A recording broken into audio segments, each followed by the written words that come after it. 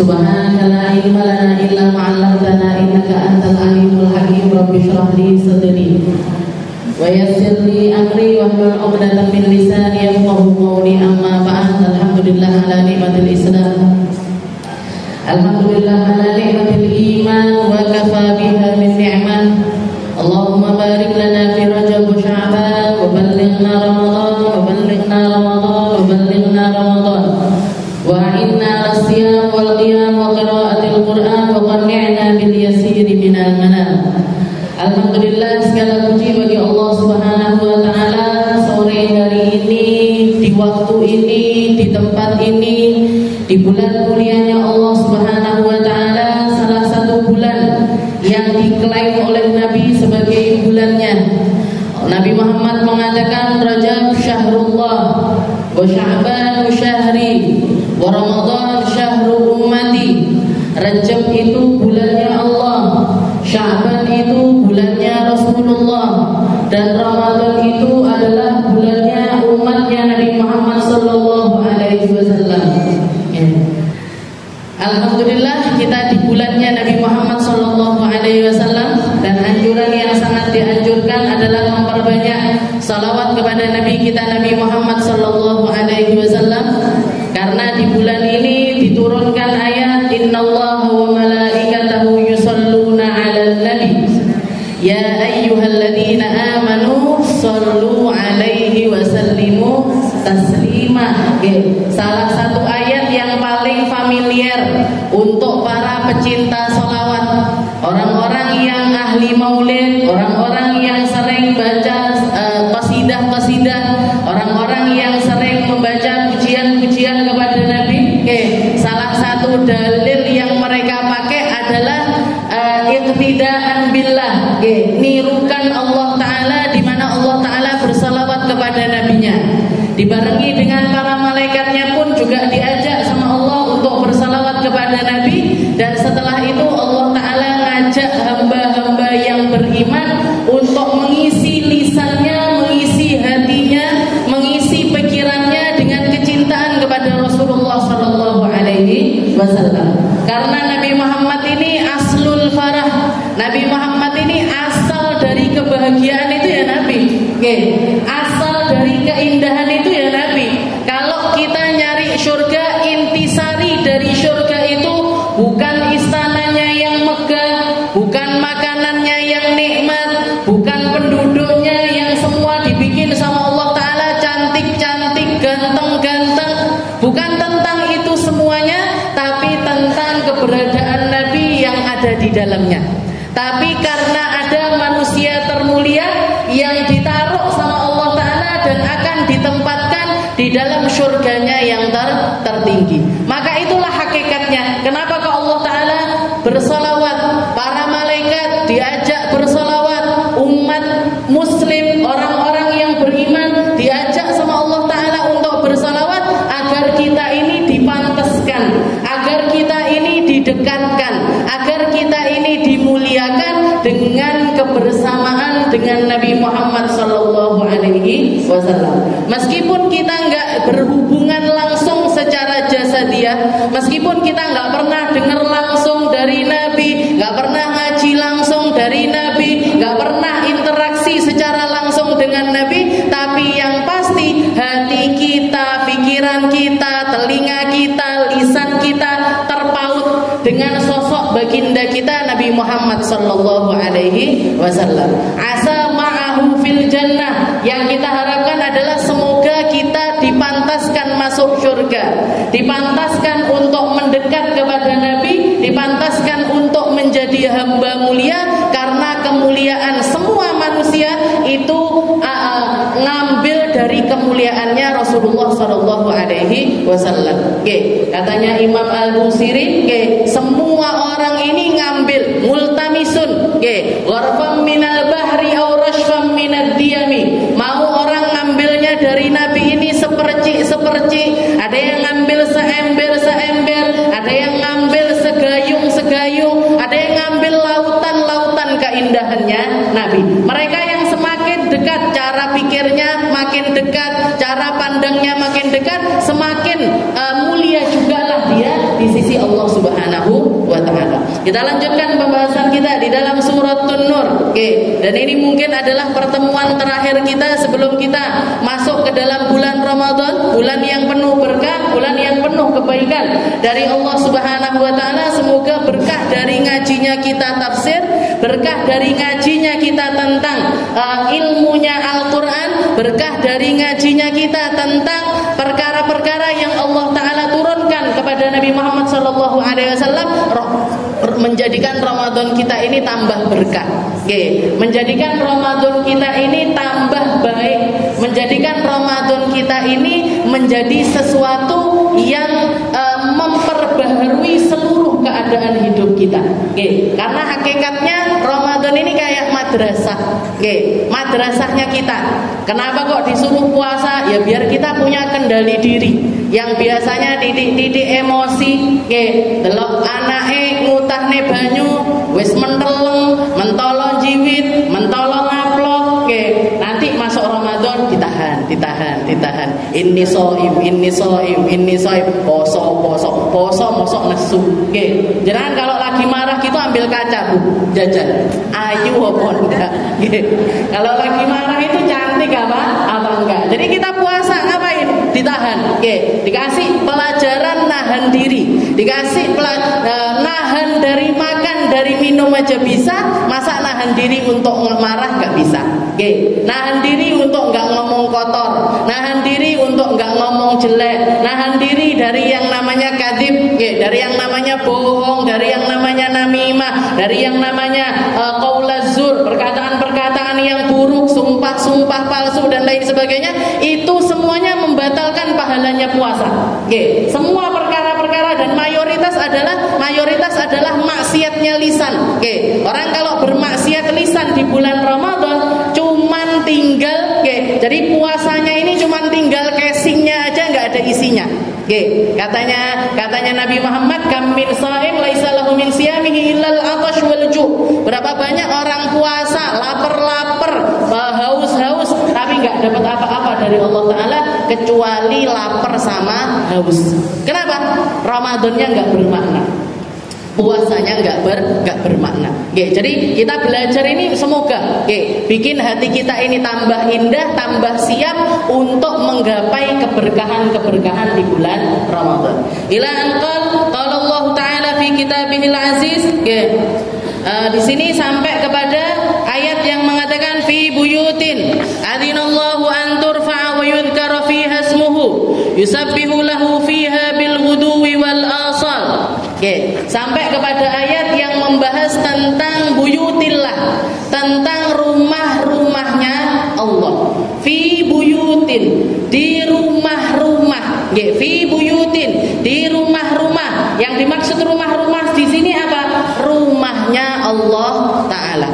Rumahnya Allah Subhanahu wa taala. Rumahnya Allah taala ini apa? Masjid-masjid yang tersebar di seluruh penjuru negeri.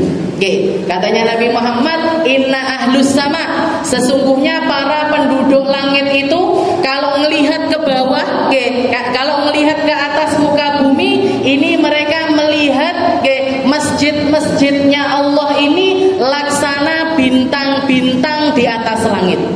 Kalau kita melihat ke atas langit yang bersinar ini bulan, matahari, bintang-bintang, maka para penduduk langit melihat ke bumi, itu yang bersinar di atas muka bumi ini adalah tempat-tempat yang di situ dijadikan masjid-masjidnya Allah.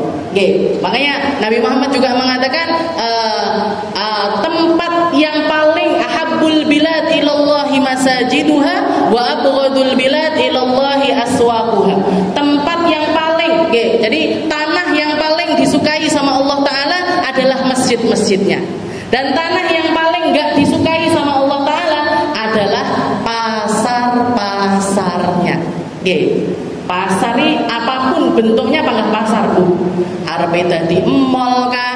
Arepe dadi pasar malam kah? Mau dibilangnya bazar kah? Apapun itu yang di situ tempatnya orang jual beli, maka itu semuanya namanya adalah pasar.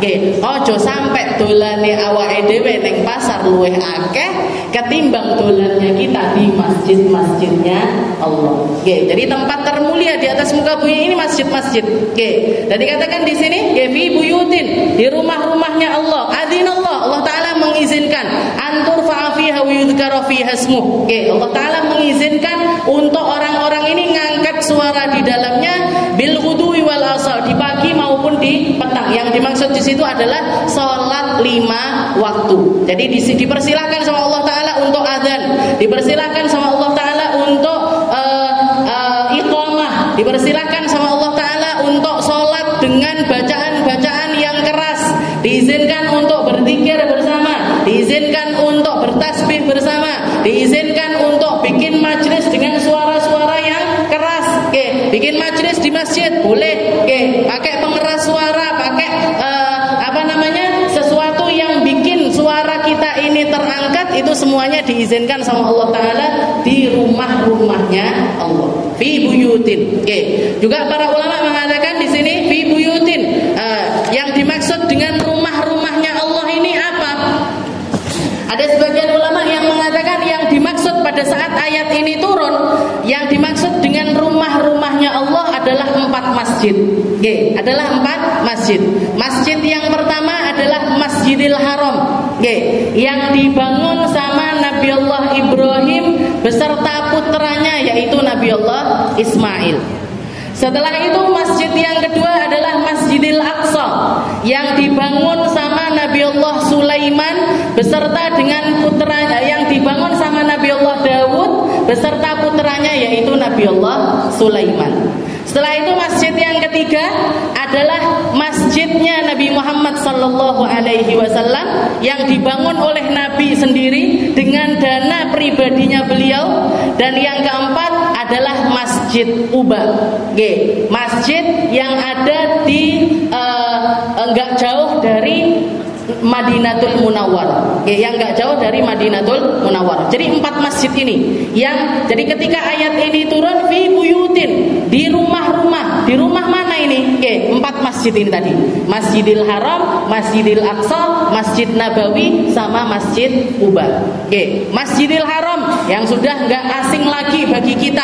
Oke, enggak asing lagi bagi kita tentang kemuliaannya, tentang keafdoliannya. Oke, yang membuat semua hati, semua umat muslim berlomba-lomba untuk nyampe ke tempat tersebut, berlomba-lomba untuk bisa sholat di dalamnya, berlomba-lomba untuk bahkan nabung berdoa minta sama Allah Ta'ala gimana caranya biar disampaikan ke tempat tersebut. Fi buyutin, ini termasuk salah satu masjid yang dimaksud sama Allah Ta'ala di situ. Keafdoliannya nggak bisa dipungkiri. Bahkan ketika Allah Ta'ala Nabi Allah Ibrahim ketika selesai bangun masjid, wa idh yarfa'u Ibrahimul qawa'ida minal baita wa Ismail Rabbana taqabbal minna innaka antas samiul alim wa tub alaina innaka antat tawwabur rahim. Begitu qawaidnya masjid ini jadi, ketika pondasinya Ka'bah ini sudah berdiri dengan tegaknya, Ka'bah sudah jadi, dibikin sama Nabi Ibrahim dengan putranya Ismail, maka ketika itu juga Nabi Ismail langsung ngangkat tangannya sambil minta sama Allah Ta'ala, ya Allah terima persembahan kami. Rabbana taqabbal minna, ya Allah terima, ini saya bikin masjid, ini sesuai dengan perintahmu, sesuai dengan kehendakmu, sesuai dengan desain yang engkau inginkan, di tempat yang engkau muliakan, ini sudah jadi ya Allah, maka terima dengan penerimaan yang baik. Rabbana taqabbal minna innaka antas. Ini juga yang membuat kita kalau setiap kali selesai salat, Assalamualaikum warahmatullah, Assalamualaikum warahmatullah, yang pertama kita baca Astaghfirullah, Astaghfirullah, Astaghfirullah. Istighfar dulu. Setelah itu ngambil dari ayat ini. Rabbana taqabbal minna innaka antas samiul alim wa tub alaina innaka antat tawwabur rahim. Kenapa? Taqlidan bil Ibrahim. Kita lagi ngikuti apa yang dilakukan sama Nabi Allah Ibrahim. Rasa yang harusnya datang setiap kali kita ngaji, setiap kali kita sholat, setiap kali kita ibadah, setiap kali kita bersalawat, setiap kali kita dimuliakan sama Allah Ta'ala dengan kemuliaan-kemuliaannya, rasa yang harusnya datang adalah berharap Allah Ta'ala menerima apa yang kita persembahkan. Karena nggak semua orang dikasih, Bu. Oke, nggak semua orang jenengan bermajlis, nggak semua orang dikasih kesempatan duduk di majlis. Jenengan sholat, nggak semua orang dikasih kesempatan sholat. Jenengan berzikir, nggak semua orang dikasih kesempatan berzikir. Maka biar rasa ini tadi tetap ada di dalam diri kita, biar nikmat ibadah ini nggak dicabut sama Allah Ta'ala, kita harus tahu diri, kita harus beradab di hadapan Allah Ta'ala. Jadi kita ngasih sambil ngangkat tangan, sambil minta sama Allah Ta'ala, Rabbana taqabbal minna, ya Allah mbok diterima ya Allah.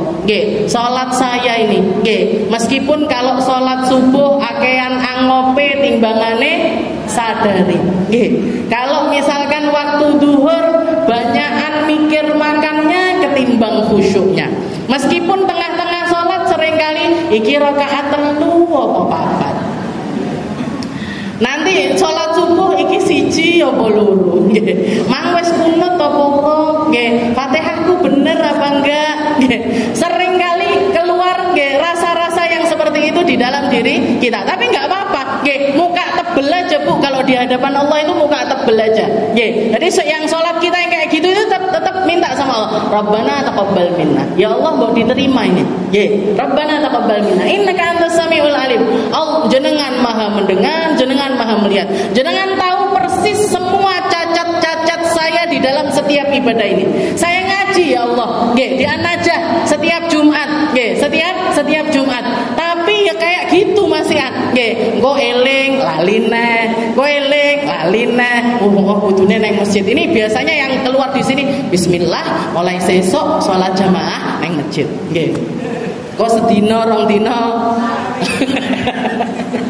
Kan kayak gitu. Ya ini kita, tapi enggak apa, muka tebel aja sama Allah. Rabbana taqabbal minna innaka antas sami. Jenengan maha mendengar, jenengan maha melihat, tahu persis gimana keadaan saya, tahu persis semua celah di dalam diri saya, tahu persis setiap aib yang ada di dalam diri saya ya Allah. Tapi mbok diterima aja. Rabbana taqabbal minna innaka wa tub alaina innaka antat tawwabur rahim. Dan yang salah-salah, yang cacat-cacat itu saya tobat, bener tobat ya Allah. Masih yo baleni nek.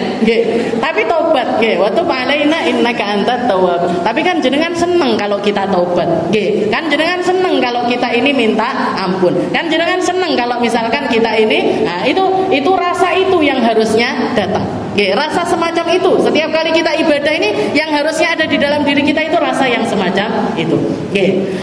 Jadi Nabi Allah Ibrahim seperti itu Bu. Ditambah lagi begitu selesai ini bangunan masjidnya, Ka'bahnya ini sudah selesai. Allah Ta'ala mengatakan wa idh bawwa'na li Ibrahim makanal bait alla tusyrik bi syai'aw wa tahhir baitiya lit-ta'ifina wal qa'imina war ruk'is sujud. Wahai Ibrahim, sudah tak siapkan bagi kamu, masjidnya sudah jadi, tempat kiblatnya sudah jadi, kiblat Ka'bahnya ini tadi sudah jadi. Wahai Ibrahim, ini tempatnya sudah jadi, maka setelah itu jaga kebersihannya masjid ini tadi. Kamu yang bertanggung jawab. Nabi Ibrahim loh Bu, jadi seksi kebersihannya masjid. Beliau sama Nabi Ibrahim ini bagian bersih masjid. Makanya bukan aib kalau jenengan misalkan selesai majelis, jajannya dibawa, nopo istilahnya kreseke, tipake jajan dibawa, bungkusnya dibawa. Kita datang dalam keadaan bersih, kita keluar kalau bisa dalam keadaan bersih, sambil disambungkan rasanya, ya Allah ini tempat saya dapat ilmu, tempat saya nyari kebaikan, tempat saya nyari perkara-perkara yang indah darimu. Saya tak bersih-bersih di tempat ini, ngikuti apa yang engkau perintahkan kepada Nabi Allah Ibrahim dan juga Nabi Allah Ismail. Ya, tahir, katanya Allah Ta'ala, tahir, bersihkan masjid ini. Untuk siapa? Lit-taifina wal qaimina war ruk'is sujud. Buat orang yang tawaf, buat orang yang berdiri untuk sholat, buat orang yang rukuk di dalam tempat tersebut. Setelah itu didapat perintah lagi dari Allah Ta'ala, wa adzin finnas, lil hajj. Setelah itu umumkan sama orang-orang tentang perintah haji.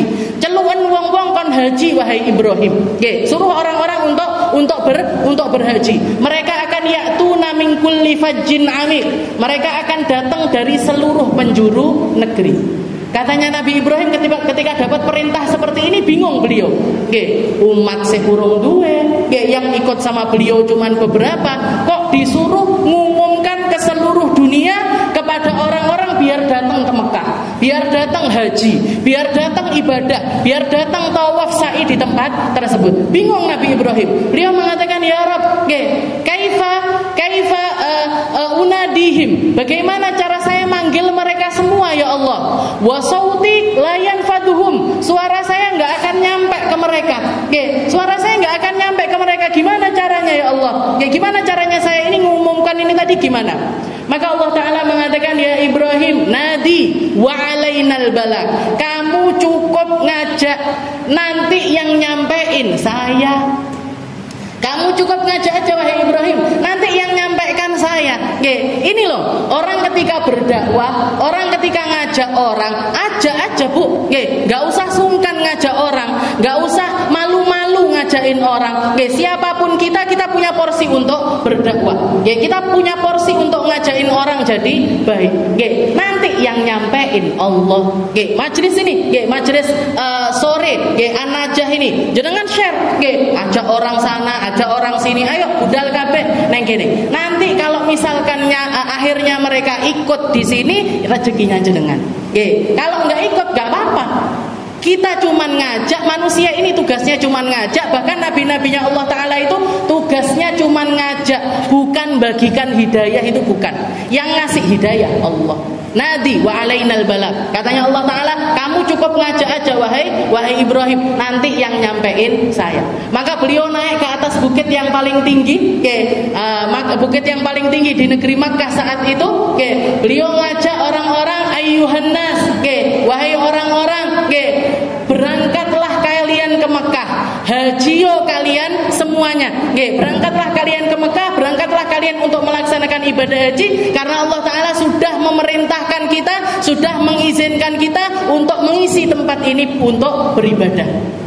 Maka dikatakan suaranya Nabi Ibrahim tersebut sama Allah Ta'ala digemakan sampai diterima, istilahnya panel penerimaan sinyalnya itu ke seluruh gunung-gunung yang ada di seluruh dunia. Gunung-gunung itu nangkep. Kalimatnya Nabi Ibrahim ditangkap sama gunung-gunung. Setelah ditangkap sama gunung-gunung, disebarkan ke seluruh penjuru negeri. Maka dikatakan pada saat itu tidak ada satu batu pun, tidak ada satu daun pun, tidak ada satu kerikil pun, gak ada satu pun makhluk baik di langit ataupun di bumi, bahkan mafil arham, bahkan janin-janin yang ada di perut-perut perempuan, bahkan mani-mani yang masih ada di dalam tulang sulbinya seorang laki-laki, semuanya mendengarkan ucapannya Nabi Allah Ibrahim. Dan mereka-mereka yang diizinkan sama Allah Ta'ala nantinya untuk berhaji, mulai hari itu sampai hari kiamat nanti, mereka menjawab apa yang diucapkan sama Nabi Allah Ibrahim, dan mereka mengatakan labbaik Allahumma labbaik, labbaik Allahumma labbaik. Itu semua makhluknya Allah Ta'ala yang ditakdirkan untuk berhaji, semuanya jawabi perkataannya Nabi Allah Ibrahim, Allahumma ja'alna minhum. Mungkin kita jawab waktu itu. Karena yang jawab yang ditakdirkan sama Allah Ta'ala untuk haji. Ila yaumil qiyamah, sampai hari kiamat. Jadi siapapun yang memang ditetapkan untuk berhaji, ditetapkan sama Allah Ta'ala untuk ibadah, terutamanya adalah haji, adalah orang-orang yang saat itu, kala itu rohnya sudah menjawabi perkataannya Nabi Allah Ibrahim. Sudah jawabi apa yang diucapkan oleh Nabi Allah Ibrahim. Jadi Masjidil Haram ini nggak ada tandingannya. Kalau masalah masjid, sholat di dalamnya itu paling afdal adalah di Masjidil Haram. Habis itu Masjid Nabawi, habis itu Masjidil Aqsa, setelah itu adalah Masjid Quba. Yang dikatakan oleh Allah Ta'ala, la masjidun ussisa 'alat taqwa, sesungguhnya masjid yang taksis, yang dibikin atas dasar ketakwaan. Makanya dikatakan orang kalau mau bikin masjid, mau bikin musola, yang pertama kali harus kita cari ketakwaan di dalamnya. Yang bikin orang bertakwa apa enggak? Yang nyumbang orang bertakwa apa enggak? Yang ikut andil mikir orang bertakwa apa enggak? Yang bakalan ngisi tempat itu orang bertakwa apa enggak? Kalau enggak ada ketakwaan di dalam, cuman buat pamer-pameran, cuman buat indah-indahan, cuman buat tinggi-tinggian, cuman buat geden-gedenan kubah atau tinggi-tinggian menorok, itu ndak langgeng, ndak dilanggengkan sama Allah Subhanahu wa taala. Dikatakan kalau mau bikin masjid, la masjidun ussisa 'alat taqwa. Kamu bikin masjid yang taksisnya ini, yang dibikinnya ini atas dasar ketakwaan kepada Allah taala. Dan itu yang dimaktubkan di dalam Al-Qur'an adalah Masjid Quba. La awwalu masjidin ussisa 'alat taqwa. Dikatakan Masjid Quba itu adalah masjid pertama yang dibikin atas dasar takwa. Ketika Rasulullah perjalanan hijrah dari Mekah ke Madinah, enggak langsung ke Madinah tapi mampir dulu di Quba. Mampir dulu di daerah Quba. Di situ Rasulullah bangun masjid sambil nunggu Sayyidina Ali. Karena Sayyidina Ali ketinggalan. Sayyidina Ali kan ditinggal sama Nabi. Rasulullah berangkat, Sayyidina Ali gantikan Nabi tidur di ranjangnya Sayyidah Khadijatul Kubra. Padahal resikonya adalah dibunuh. Karena waktu itu kepalanya Nabi dihargai 100 ekor onta. Yang dapatkan kepalanya Nabi hayyan au maitan. Baik hidup ataupun mati dikasih 100 ekor onta. Maka dikatakan waktu itu Sayyidina Ali yang berani. Setelah selesai, begitu selesai, sama Nabi disuruh bagikan semua amanahnya orang Mekah yang ada di tangannya Nabi, ditunaikan semuanya sama Sayyidina Ali. Sayyidina Ali keliling ke seluruh penjuru Mekah nanya, apakah masih ada yang punya tanggungan? Apakah ada yang hartanya masih ada di Muhammad? Apakah ada yang barangnya masih ketinggalan di rumahnya Muhammad? Ayo datangi aku, akan aku serahkan. Itu katanya Sayyidina Ali. Begitu selesai semuanya, beliau berangkat. Gak pakai kendaraan, Bu. Gak punya onta beliau, gak punya onta, gak punya kuda. Hartanya, rumahnya semuanya ditinggal di Mekah. Ditinggalkan semuanya di Mekah. Bahkan dikatakan selama perjalanan ini Sayyidina Ali sampai sandal alas kakinya itu sampai alas kakinya jauh. Jangan bayangkan dari Mekah ke Madinah jalan kaki. Sandalnya ini wis duduk terepes neh, Bu. Cepot dak karu-karuan. Lepas dak karu-karuan. Sampai di tengah perjalanan itu akhirnya Sayyidina Ali harus berjalan kaki nyampe ke Quba. Rasulullah nunggu Sayyidina Ali di Quba. Dan dikatakan yang motivasinya Sayyidina Ali untuk bisa tetap melangkah, untuk tetap bisa jalan, itu karena yang diingat-ingat adalah Rasulullah SAW.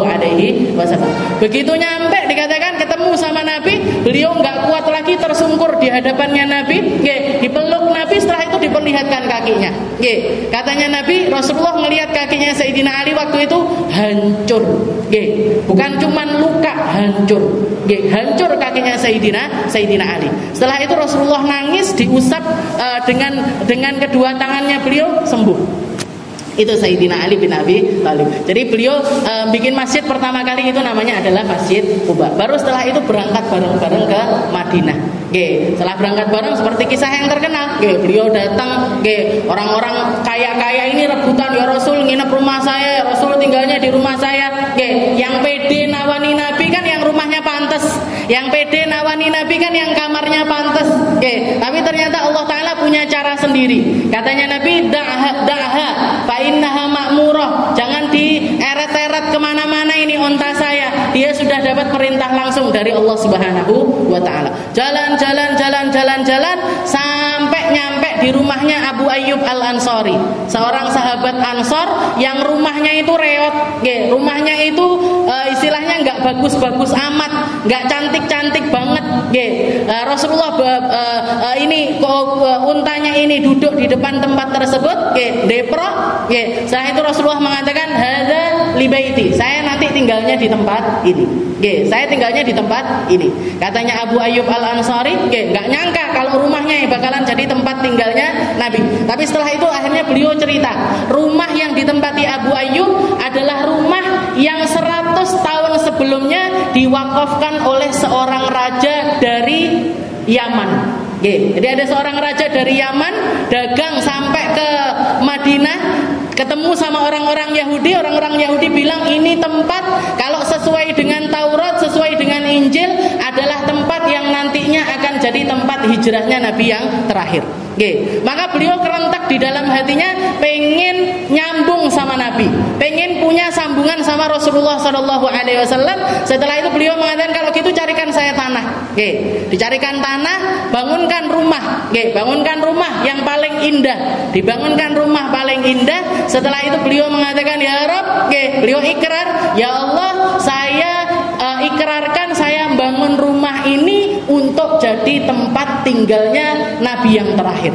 Untuk jadi tempat tinggalnya Nabi yang terakhir. Itu pakai dana pribadinya raja tersebut. Ini orang kalau punya niat yang benar, punya tujuan yang benar, dipanjangkan umurnya sama Allah Ta'ala, bukan umur jasadnya, tapi umur ruhnya dipanjangkan sama Allah. Makanya jangan pernah pesimis.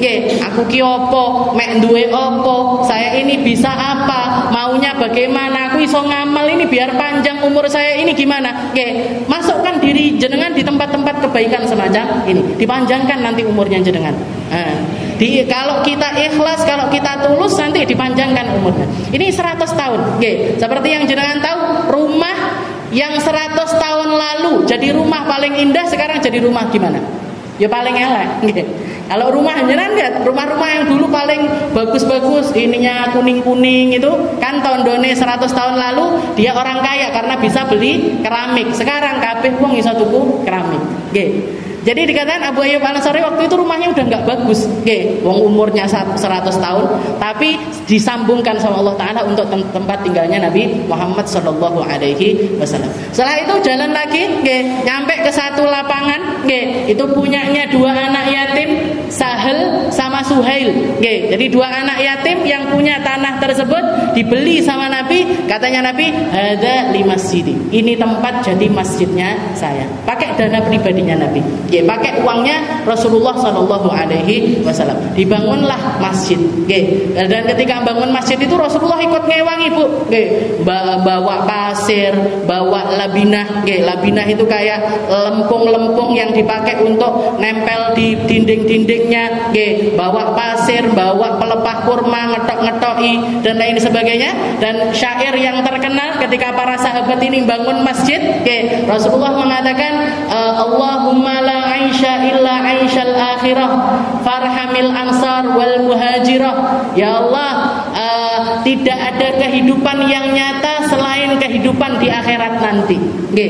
La aisha illa aishal akhirah. Hidup di dunia ini main-main aja. Hidup di dunia ini cuma tempat kita nyari bekal aja. Kehidupan abadinya kita di sisi Allah Ta'ala di akhirat nanti. Maka jangan sampai kita jual dunia kita, jangan sampai kita jual akhirat kita demi dunia. Gak aku soro neng dunia, gak mau saya sabar-sabar di dunia, gak mau saya gak mau kehilangan momen-momen foya-foya enak-enakan di dunia, gak mau saya. Maka resikonya akhiratnya dia yang celaka. Maka gak apa-apa kita capek-capek di dunia, gak apa-apa, sakit-sakit di dunia gak apa-apa, ngempet-ngempet di dunia gak apa-apa, Bu. In la aisha illa aishal akhirah. Setelah itu didoakan sama Nabi, faghfiril ansar wal muhajirah. Ampuni ini ya Allah, yang rewang bikin masjid ini ada orang Ansarnya, ada orang Muhajirnya, ada orang asli Madinah, ada orang yang hijrah dari Mekah. Faghfiril ansar wal muhajirah. Dan di situ dimulai dengan orang Ansar dulu. Orang Ansar dulu, karena Nabi Muhammad gimana pun beliau merasa sangat-sangat beruntung memiliki umat dari kalangan orang-orang Ansar. Jadi dikatakan di sini yudhkara fiha ismuh. Dipakai untuk apa masjid ini? Jadi selain 4 masjid itu semua masjid yang lain setara. Semua masjid yang lain setara. Wa yudhkara fiha ismuhu yusabbihu lahu fiha bil ghudwi wal asar. Dipakai untuk salat. Wudu itu adalah waktu pagi, asal itu adalah waktu sore. Pagi sama sore itu adalah waktu-waktu yang paling istilahnya jadi sholat itu kan yang wajib bagi kita 5, subuh, duhur, asar, maghrib, isya. Tapi dari 5 ini yang dimaksudkan atau yang disebutkan sama Allah Ta'ala di sini al-wudu wal asar, yaitu subuh sama asar. Karena orang kalau sholat subuhnya baik, sholat asarnya baik, nggak mungkin orang munafik.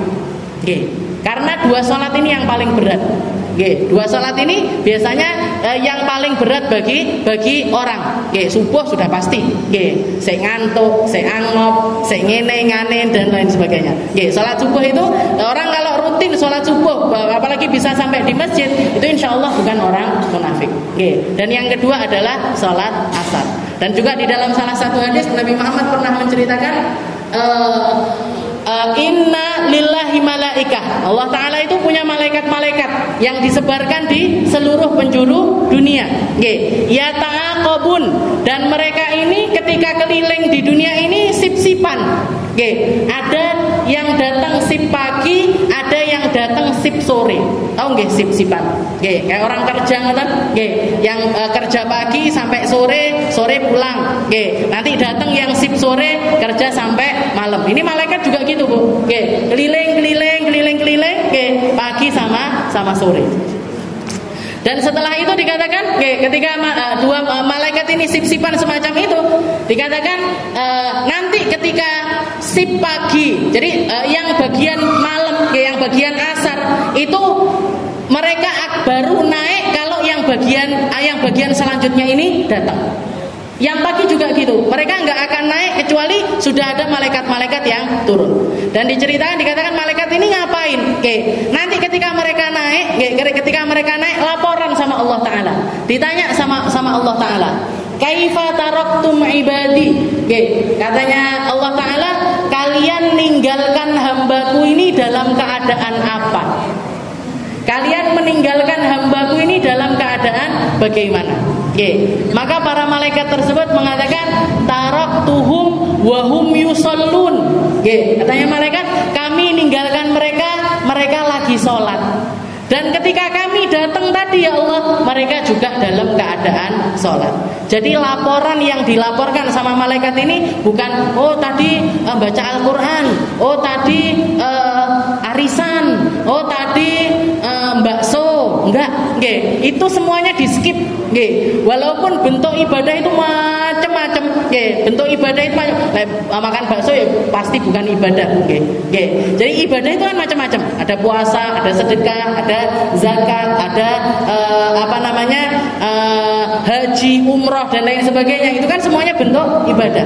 Tapi ketika malaikat ini ditanya seperti itu sama Allah Ta'ala, yang jawabnya mereka atau yang dilaporkan sama malaikat ini kepada Allah Ta'ala cuma satu ibadah, yaitu ibadah salat. Taraktuhum wa hum yusallun wa atihim wa hum yusallun. Kami tadi datengin mereka lagi salat. Salat apa? Salat subuh. Kami ninggalkan mereka juga sedang salat. Kira-kira yang dilaporin ini orang-orang yang apa? Ya orang-orang yang sholat. Orang-orang yang sholat dan sholatnya itu di awal waktu. Lek mundur, asarane jam 5, setengah 5. Sudah enek neng catetane malaikat yang dilaporkan ke Allah Ta'ala ini di skip kabeh. Jadi Gusti Allah iki asline neng diae. Kok panggah renek, subuh digoleki ndak enek, asar digoleki ndak enek di waktu itu. Makanya dari 5 sholat ini dikatakan paling afdolnya sholat 2 sholat ini tadi, subuh sama asar. Subuh sama wassalatul wusta. Ya, ayat yang lain Allah Ta'ala mengatakan sholat yang tengah-tengah. Sholat tengah ini apa? Asar. Sholat asar itu termasuk sholat yang paling mulia. Jadi di situ. Jadi Allah Ta'ala itu perhatian sekali sama masjid. Nabi Muhammad SAW juga perhatian sekali dengan masjid, karena itu semuanya merupakan syiar-syiarnya Allah Ta'ala yang paling nampak di atas muka bumi ini. Karena kalau misalkan kalau syiarnya Allah Ta'ala ini tentang Nabi Muhammad jauh di Madinah. Padahal umatnya Nabi itu di seluruh penjuru dunia. Di seluruh penjuru dunia. Maka yang paling dekat untuk kita jangkau, ya musola-musola, masjid-masjid yang ada di sekitaran kita. Makanya yang perhatian sama masjid. Oke. Apalagi kalau bisa kita ikatkan hati kita dengan masjid. Oke, seperti yang dikatakan sama Nabi, oke, sab'atun yudhilluhumullah yaumal qiyamah yauma la dhilla illa dhilluh. Salah satu golongan yang dikatakan akan dinaungi sama Allah Ta'ala di hari kiamat nanti adalah rajulun qalbuhu mu'allaqun bil masajid. Orang yang hatinya ini terpaut sama masjid. Bersubuhan ngenteni duhur, duhuran ngenteni asar, asar ngenteni maghrib. Nggih, ngenteni. Istilahnya yang dipikirkan itu waktu hidupnya ini antara yaitu bersubuhan, duhur. Nah, itu yang dicari adalah dari sholat ke sholat. Dari sholat ke sholat. Ini yang namanya rajulun mu'allaqun qalbuhu bil masjid. Dan berapa banyak Nabi ini kalau berangkat sholat ini, utamanya di waktu subuh, setiap kali masuk waktu subuh, katanya Nabi, basyiril masyaina fid dulam yaumal qiyamah bin nuritam yaumal qiyamah. Basyiril masyaina fid dulami ilal masajid bin nuritam yaumal qiyamah. Kasih kabar gembira sama orang-orang yang malam-malam petang-petang sudah berangkat ke masjid. Nanti gelap-gelapannya mereka akan digantikan dengan cahaya yang nyata dari Allah Subhanahu wa taala. Nah, Rasulullah kalau berangkat sholat subuh itu yang dibaca sama Nabi, Allahumma ja'al fi qalbi nur wa fi sam'i nur wa fi lisani nur wa fi yamini nur wa fi shimali nur wa min fawqi nur wa min tahti nur. Allahumma ja'alni nuran. Ya Allah, saya berangkat di waktu gelap, maka jadikan di dalam hati saya cahaya, jadikan di lisan saya cahaya, jadikan di telinga saya cahaya, jadikan di samping kanan, kiri, atas, bawah saya cahaya. Allahumma ja'alni nuran. Ya Allah, jadikanlah saya ini cahaya. Cahaya untuk diri saya, untuk menerangi hari akhirat saya. Dikubur biar bercahaya, di hari kiamat biar bercahaya, melewati sirat biar bercahaya. Itu semuanya sumbernya dari mana? Nyarinya dari mana? Dari gelap-gelapannya kita nyari kebaikan-kebaikan dari Allah Subhanahu wa taala. Masih saiki wis akeh lampu, Bu, enggak masalah. Tetap dapat fadilah yang semacam itu dari Allah. Maka sama masjid-masjid ini kita harus punya adab. Harus beradab. Kalau Allah Ta'ala mengatakan khudu zinatakum inda kulli masjid. Pertama yang harus kita perhatikan kalau kita ke masjid-masjid, jangan sampai pakaian rumahannya kita lebih baik daripada pakaian kita yang kita pakai di masjid. Tuku klambi dingge kondangan rego 500.000, tuku rukuh 35.000. Enek ya Ustazah, rukuh 35.000. Ada di El Sagat. Krenyes niku. Napa? Apa yang kayak kresek itu, yang dipakai biasanya cuman buat safar, buat apa? Buat orang kalau bepergian cilik sampai dilipat bisa jadi kecil itu. Nah ini. Jadi beli mukena harganya 35.000, kondangan kelambine 500.000. Padahal katanya Allah Taala khudu zinatakum inda kulli masjid. Lek ning masjid iki mbok sing ayu, mbok sing apik, mbok sing dandan, mbok sing genah, rukuhe sampai bentong-bentong di sana sini. Sajadahe ambune ndak karu-karuan. Jangan sampai yo minimalnya itu pantes lah. Sama. Kalau jenengan beli baju bagus yang pantes harganya 300.000, ya mukenanya beli yang harga segitu. Beli yang harganya segitu, yang nyaman, yang enak, yang ndak nerawang. Dipakainya itu adem. Ojo medit-medit kalau dipakai ibadah. Jangan pelit-pelit kalau dipakainya itu ibadah. Allah Ta'ala nggak minta yang dimaksud khudu zinatakum, ambil perhiasan kalian berarti gaya gondel. Enggak, bukan itu yang dimaksud sama Allah Ta'ala. Tapi kamu dandano sing apik, sing rapi, biar sholatmu itu kan kalau kamu sholat dalam keadaan nyaman, kamu juga bisa lebih khusyuk di dalamnya. Kita sholat terus pas sujud ben sujud bereng ambune, kan ya nggak enak. mukena yang punya beberapa yang bagus-bagus, sudah jelek didik dikasihkan orang atau disedekahkan. Lek wis parah banget yo dadekne gombal. Jangan dipakai terus. Beli baju sebulan sekali rukue setahun pisan Ramadan tok arbodo. Jangan, dipersiapkan. Hudu zinatakum, katanya Allah Taala. Ini Allah Taala yang nyuruh. Kamu ke masjid itu, pakai minyak wangi. Cuman kalau perempuan pakai minyak wanginya di dalam, jangan di luar. Jangan di luar, jangan ngebreng istilahnya. Tapi kalau laki-laki kasih. Kalau jangan punya anak laki, punya cucu laki, ajarkan mereka untuk dandan kalau ke masjid. Hari Jumat itu, siapkan bajunya yang putih, mukenanya enggak mukena enggak bocah lanang. Pecinya yang bagus, sajadahnya dikongkon adus dhisik, dikasih parfum yang banyak. Kalau punya cincin dipakein cincin, cincin dari perak misalkan, punya akik kon gawe Bu, disuruh make. Dandan yang ganteng nak, kamu mau ke masjid, mau sholat Jumat. Yang banyak saya temui, kalau orang-orang berangkat Jumat itu sering pulang ke rumah nyiapkan makan buat suami. Itu ketemu sama anak kecil-kecil koyoke pulang sekolah. Yo ndak adus, yo panggah gawe seragam, ambune klebas-klebus. Sampai saya yang keluar itu gini, iki asine duwe ibu apa ndak bocah-bocah iki. Kok sampai enggak diperhatikan sama sekali. Sarungnya umbrus-umbrus, kokonya umbrus-umbrus. Pakein pakaian yang bagus. Kalau bisa ikut sunnahnya Nabi, pakai gamis. Kalau mereka rodok misalkan pernah mondok yang pantas, istilahnya punya basic keilmuan, belikan jubah, kasihin imamah, kasihin sorban, mantap nih gue. Jadi harusnya anak-anak kita yang laki-laki itu ke masjid dalam keadaan semacam itu. Setelah itu apa? Nanti ke masjid diajarin adabnya. Diajarin adabnya ke masjid. Masuk masjid pakai kaki kanan, keluarnya pakai kaki kiri. Masuk masjid baca doa, Allahumma ftahli abwaba rahmatik. Ya Allah, saya masuk masjidmu, maka bukakan bagi saya pintu rahmatmu.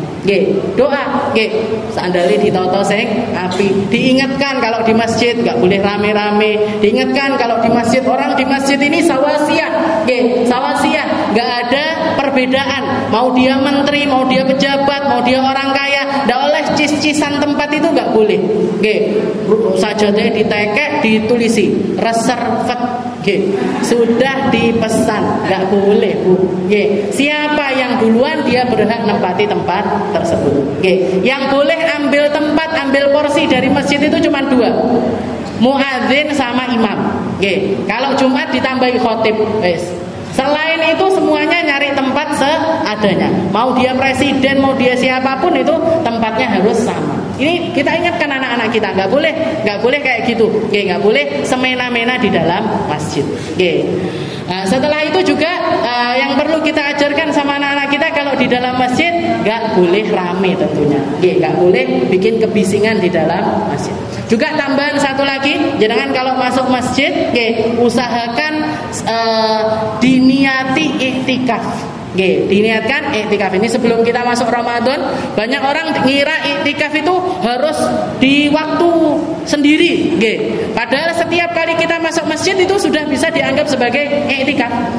Jangan habis maghrib, habis berbuka, berangkat ke masjid, mau sholat isya sekalian sama tarawih, masuk itu niatkan nawaitul iktikaf. Ya Allah, saya niat iktikaf. Kalau jenengan niatkan iktikaf, insya Allah terbebas dari gosip ngalor ngidul. Karena kita tahu saya lagi iktikaf ini. Kalau iktikaf berarti nggak boleh ngomong macam-macam, nggak boleh ngomongin tentang perkara dunia, nggak boleh ngomongin tentang perkara-perkara yang nggak ada isinya.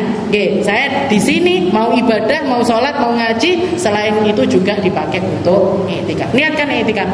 Caranya gimana? Itu iktikaf. Ya Allah, saya niat iktikaf. Nanti keluar dari masjid ya sudah selesai iktikafnya. Iktikaf itu sebentar pun boleh. Nggak harus 1 jam atau harus sehari atau 2 hari. Nah, itu ada keafdolian sendiri di dalam hal tersebut. Tapi sebentar pun juga sudah dapat pahala dari Allah Subhanahu wa Ta'ala. Wallahu a'lam bishawab. Insyaallah kita lanjutkan di pertemuan selanjutnya tentang rijalun la tulhihim tijaratun wala bai'un an dzikrillah wa iqamis shalah wa itaiz zakah. Insyaallah kita lanjutkan setelah lebaran. Nggih. Nggih toh, setelah lebaran berarti. Mugi-mugi panjang umur semua. Nggih.